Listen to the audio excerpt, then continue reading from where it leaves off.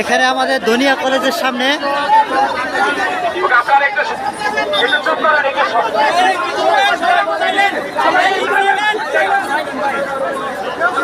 হ্যাঁ, সবাই চুপ থাকেন, বলেন বলেন।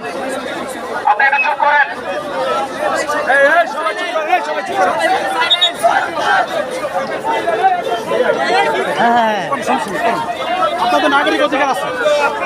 সম্মানিত এলাকাবাসী এবং ভাইগণ যারা আমার সামনে ছাত্র এবং স্থানীয় জনগণ যারা আমার সামনে আছেন, অনুরোধ করছি আপনারা আমাদের এই ক্যাম্পের অবস্থান থেকে মিনিমাম 200 গজ দূরে অবস্থান করুন, 200 বা 300 গজ দূরে অবস্থান করুন। সেখানে আপনার শান্তিপূর্ণভাবে সমাবেশ বা রাজনৈতিক যে কার্যক্রম যেটা আপনারা করছেন এটা চলমান রাখতে পারেন।